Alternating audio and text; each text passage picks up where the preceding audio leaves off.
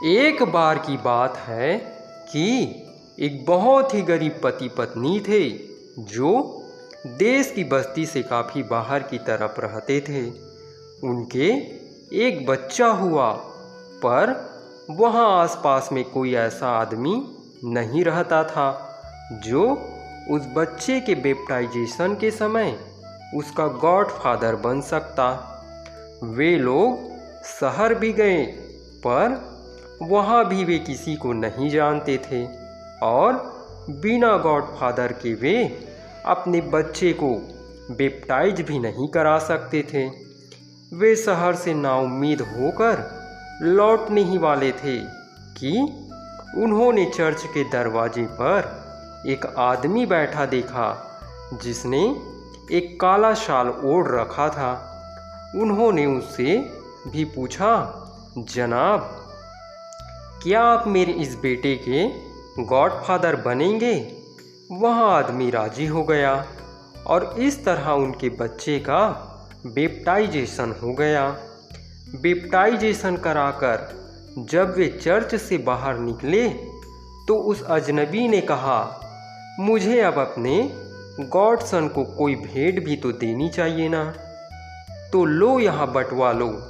इस बटुए के पैसे को तुम इसका पालन पोषण करने में और इसको पढ़ाने लिखाने में खर्च करना, और जब यह पढ़ना सीख जाए तो इसको यह चिट्ठी दे देना। बच्चे के माता पिता बच्चे के गॉडफादर की यह भेंट देखकर बड़े आश्चर्यचकित हुए। इससे पहले कि वे उसको धन्यवाद देते या उसका नाम पूछते, वह आदमी तो वहाँ से गायब ही हो गया। उसके जाने के बाद उन्होंने वह बटुआ खोलकर देखा तो वह तो सोने के क्राउन से भरा हुआ था।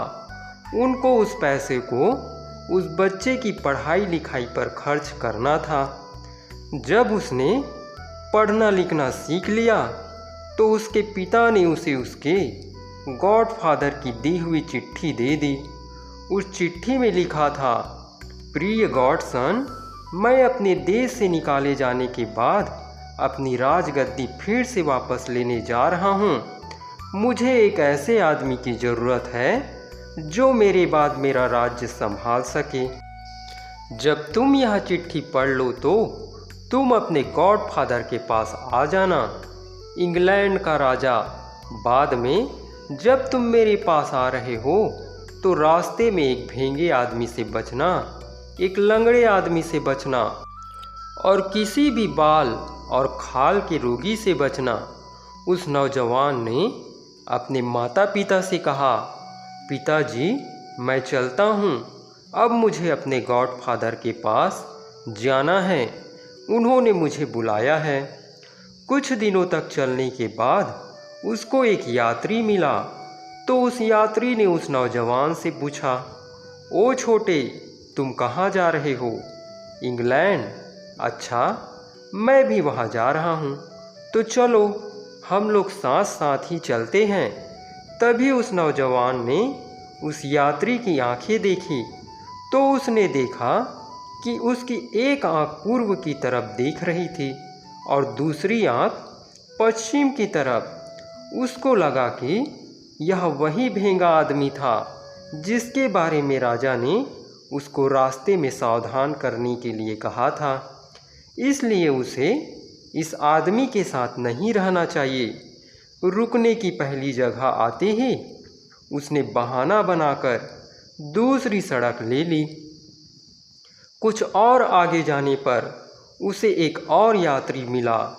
वह एक पत्थर पर बैठा था।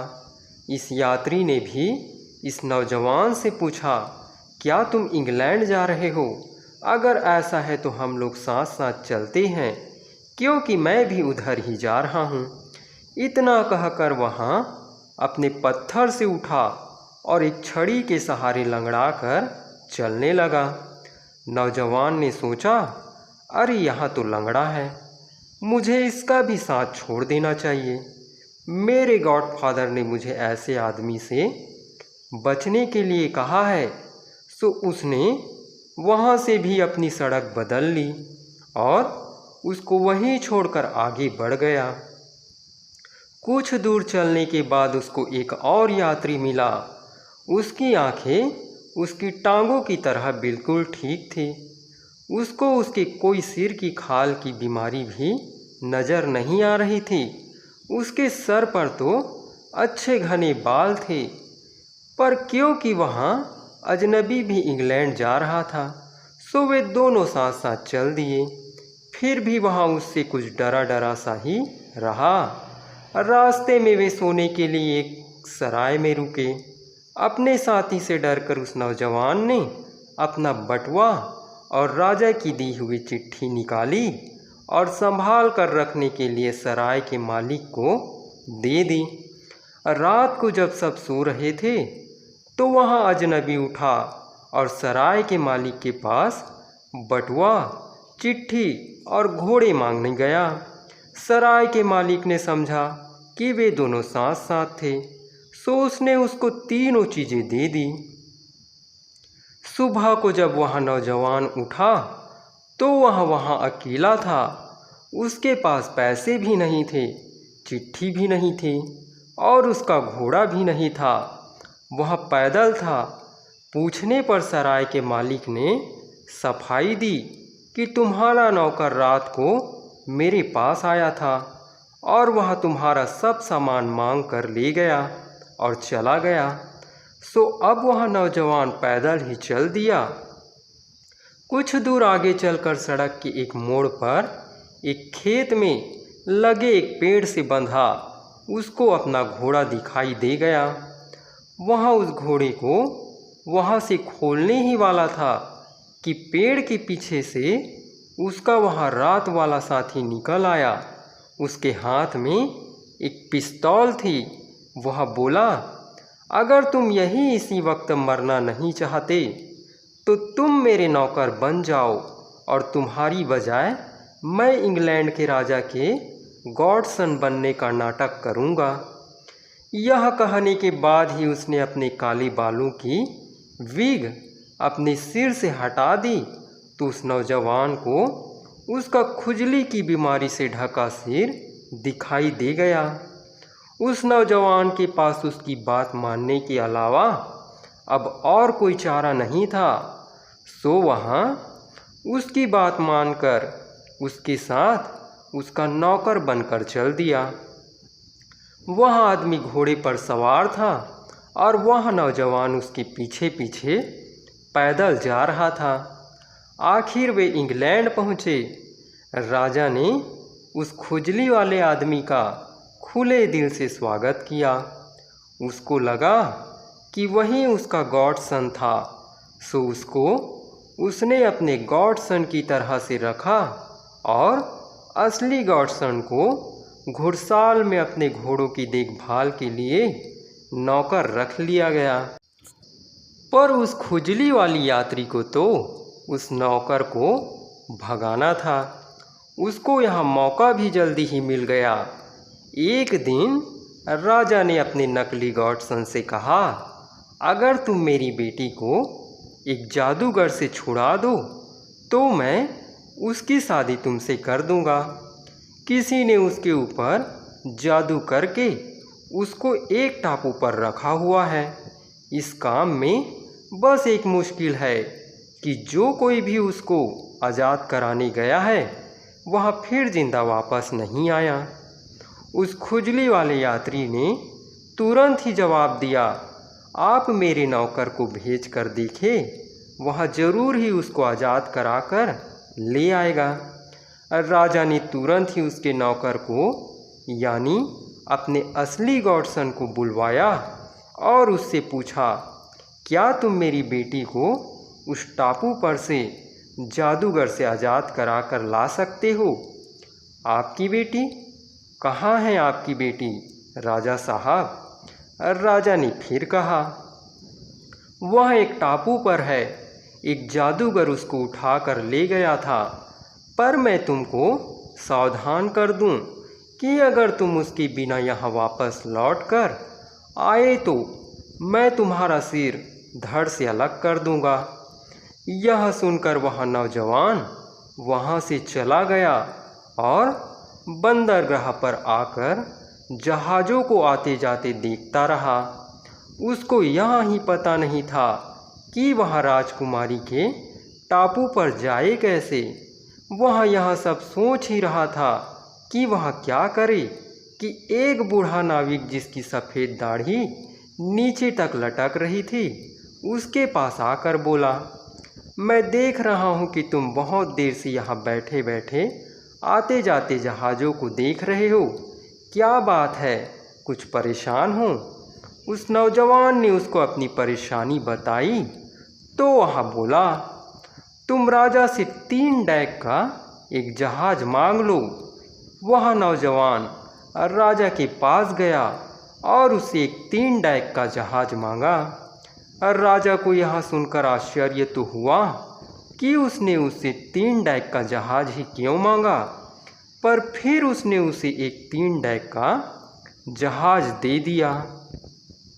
जब वह नौजवान बंदरगाह पर जहाज़ का लंगर उठाने के लिए तैयार हो गया तो वह बूढ़ा नाविक वहाँ फिर से प्रकट हुआ और उससे बोला, अब तुम इस जहाज़ का एक डेक चीज़ से, दूसरा डेक डबल रोटी के चूरे से और तीसरा डेक मरे हुए जानवरों के सड़े हुए मांस से भर लो। उस नौजवान ने ऐसा ही किया। वह बूढ़ा फिर बोला, जब राजा तुमसे यहाँ कहे कि तुम अपने लिए कोई नाविक चुन लो तो तुम उससे कहना कि तुमको केवल एक ही नाविक चाहिए और फिर तुम मुझे चुन लेना। उस नौजवान ने फिर वैसा ही किया जैसे उस बूढ़े ने उससे करने के लिए कहा था।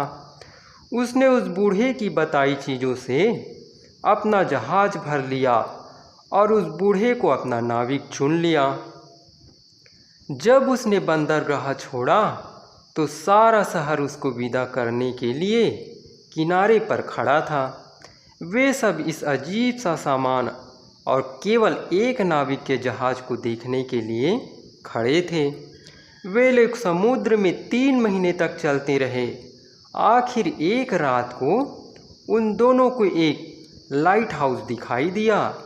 उन्होंने उस बंदरगाह पर पहुंचकर अपना लंगर डाल दिया। वहां पहुंचकर उन्होंने देखा कि वहां तो बहुत नीचे नीचे घर बने हुए हैं और बड़ा धीमा धीमा सा कुछ चल रहा था। एक बारीक सी आवाज़ ने पूछा, तुम्हारे जहाज़ पर क्या सामान है? बूढ़े नाविक ने जवाब दिया, चीज़ के टुकड़े। तो किनारे से लोग बोले, बहुत अच्छे, हमें इसी की तो ज़रूरत थी। असल में यहाँ चूहों का टापू था, यह सब चूहे ही चूहे रहते थे। उन्होंने कहा, हम तुम्हारा सारा सामान खरीद तो लेंगे पर हमारे पास पैसे नहीं हैं ताकि हम तुम्हें उसकी कीमत दे सकें। पर हाँ, अगर तुमको कभी भी कुछ भी चाहिए तो बस तुम एक बार कह देना, चूहो, ओ बढ़िया चूहो, आओ हमारी सहायता करो, तो हम तुम्हारी सहायता के लिए आ जाएंगे। उस नौजवान और नाविक ने उस जहाज़ का तख्ता गिरा दिया और चूहों ने तुरंत ही सारी चीज़ के टुकड़े जहाज़ से उतार लिए। वहाँ से फिर वे लोग एक दूसरे टापू की तरफ चले। इत्तेफाक से वहाँ पर भी वे रात को ही पहुँचे तो वहाँ भी उनको यहाँ पता नहीं चला कि उस टापू पर क्या हो रहा है। यह जगह पहली जगह से भी ज़्यादा खराब थी क्योंकि यहाँ ना तो कोई घर था और ना ही कोई पेड़। अंधेरे में से एक आवाज़ आई, तुम क्या सामान लाए हो? नाविक ने जवाब दिया, हमारे पास डबल रोटी का चूरा है। बहुत बढ़िया, बहुत बढ़िया, हमको भी यही चाहिए था। यह टापू चींटियों का था और यहाँ केवल चींटियाँ ही चींटियाँ रहती थी। इनके पास भी डबल रोटी के चूरे को खरीदने के लिए पैसे नहीं थे, पर इन्होंने भी वही कहा, हमारे पास डबल रोटी खरीदने के लिए पैसे तो नहीं हैं जो हम तुमको उसकी कीमत दे सके। पर हाँ, अगर तुमको कभी भी कुछ भी चाहिए तो बस तुम एक बार कह देना, चींटियों, ओ अच्छी चींटियों, आओ हमारी सहायता करो, तो हम तुम्हारी सहायता के लिए आ जाएंगे। नाविक ने जहाज का तख्ता गिरा दिया और उन चींटियों ने जहाज में से डबल रोटी का चूरा उठाना शुरू कर दिया।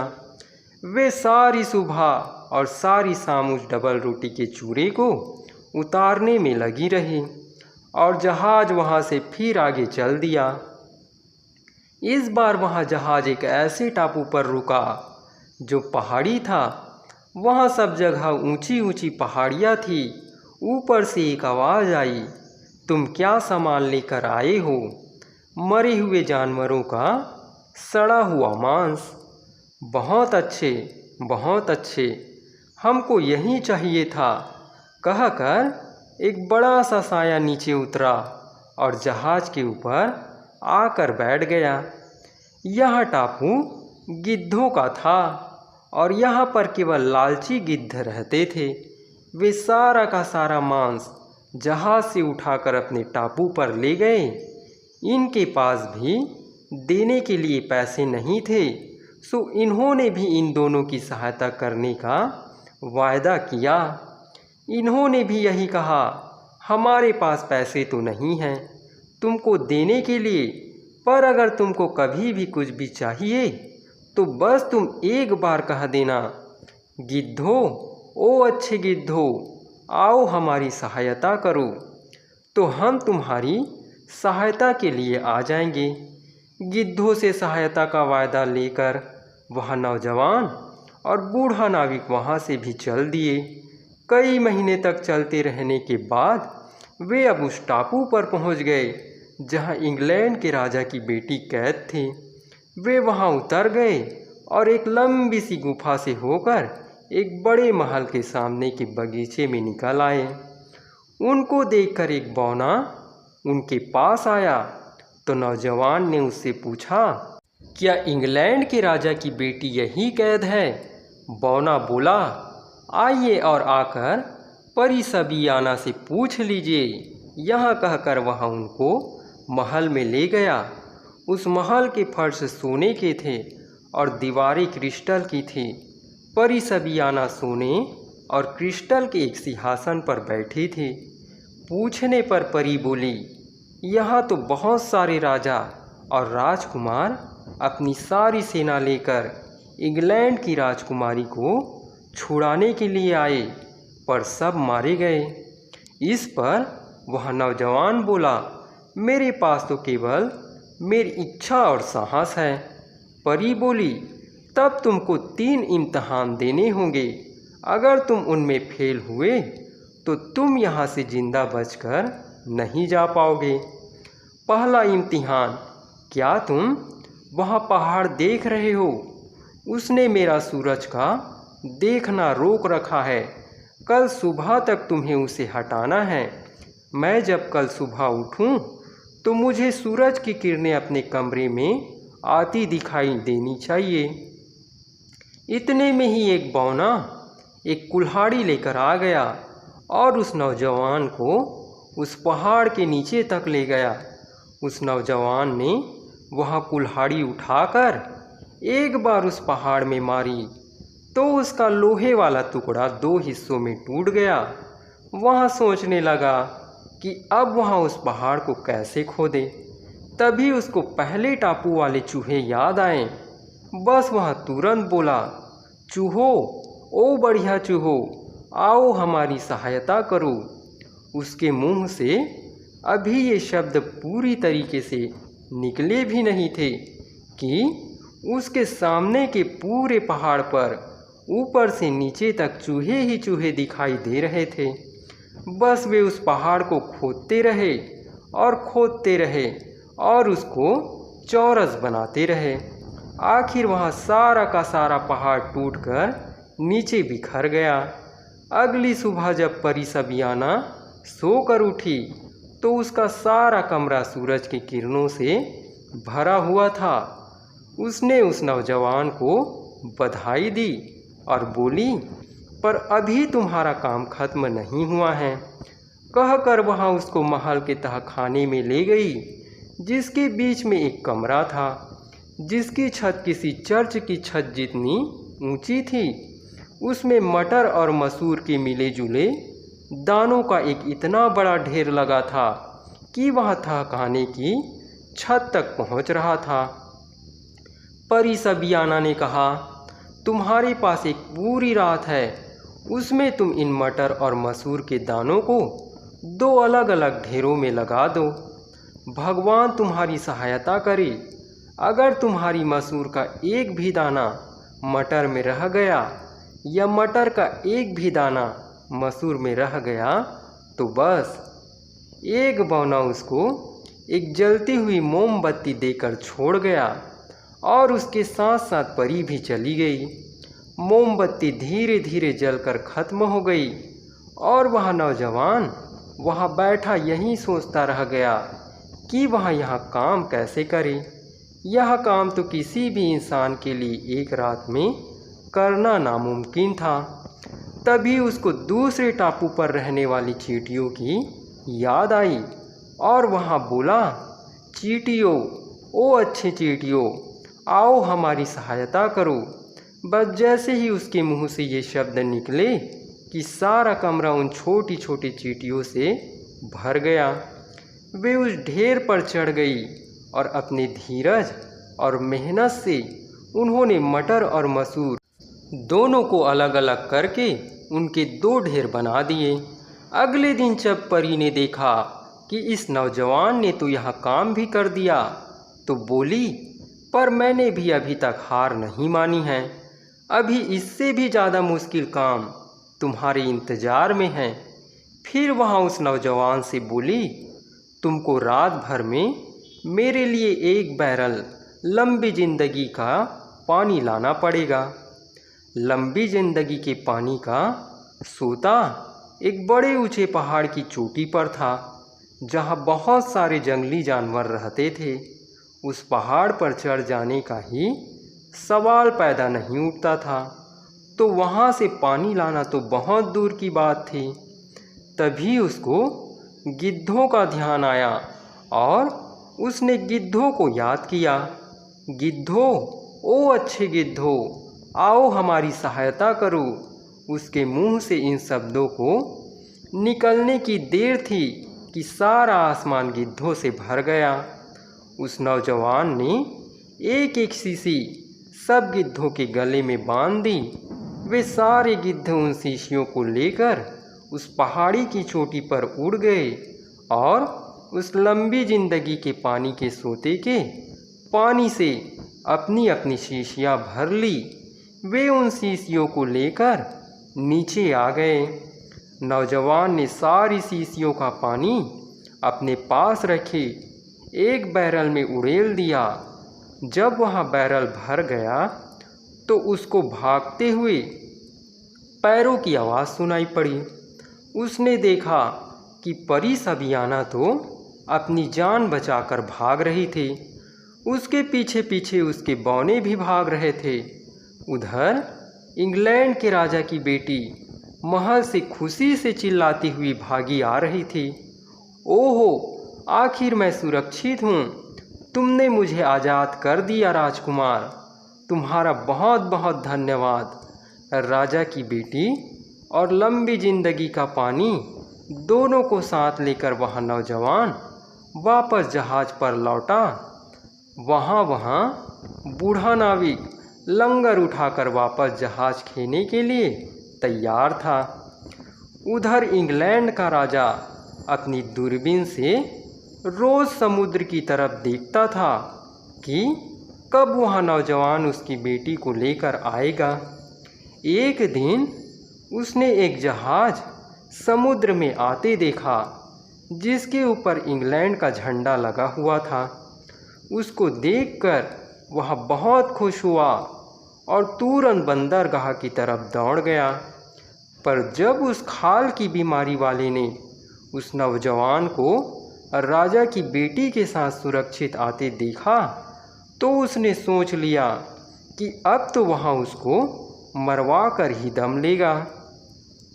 राजा अपनी बेटी को देखकर बहुत खुश हुआ और उसने उसके सुरक्षित वापस लौट कर आने की खुशी में एक बहुत बड़ी दावत का इंतजाम किया। जब राजा की वहाँ दावत चल रही थी तो दो लोग उस नौजवान को लेने के लिए आए और उससे कहा कि तुम हमारे साथ अभी अभी चलो, क्योंकि यह तुम्हारी ज़िंदगी और मौत का मामला है। वह बेचारा नौजवान उनके पीछे पीछे चल दिया। वे दोनों उसको एक जंगल में ले गए। वे दोनों आदमी उस खुजली की बीमारी वाले आदमी के किराए पर लिए गए आदमी थे। उन दोनों आदमियों ने अपने अपने चाकू निकाले और उसका गला काट दिया। इस बीच दावत में राजा की बेटी उस नौजवान के बारे में बहुत चिंतित थी, क्योंकि जब से वह नौजवान उन दो अजीब से दिखने वाले आदमियों के साथ गया था वापस ही नहीं लौटा था। उसे गए हुए काफ़ी देर हो गई थी। उसको ढूंढने के लिए वह बाहर निकली तो उनका पीछा पीछा करते करते वह भी जंगल में पहुंच गई। वहाँ उसने उस नौजवान का घावों से भरा शरीर देखा।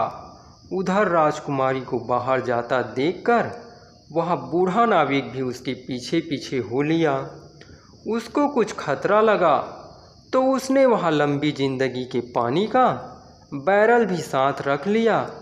उस नौजवान को वहाँ उस हालात में पड़ा देखकर बूढ़े नाविक ने तुरंत ही उसका शरीर उठाकर उस बैरल में डुबो दिया। वह नौजवान तो तुरंत ही पानी में से उछलकर बाहर आ गया। वह बिल्कुल ठीक था और ठीक ही नहीं बल्कि वह इतना सुंदर भी हो गया था कि राजकुमारी ने उसके गले में अपनी बाहें डाल दी। खुजली वाले आदमी को यह सब देखकर बहुत गुस्सा आया।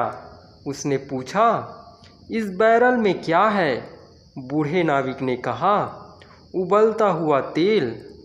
बूढ़े नाविक ने एक और बैरल जिसमें तेल भरा था उस खुजली वाले आदमी को दे दिया। उस खुजली वाले आदमी ने उस तेल को उबलने के लिए उस बैरल को आग पर रखवा दिया और राजकुमारी से बोला, अगर तुम मुझे प्यार नहीं करोगे तो मैं मर जाऊंगा।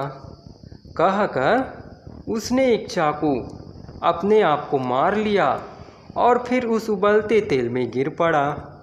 वह तुरंत ही मर गया।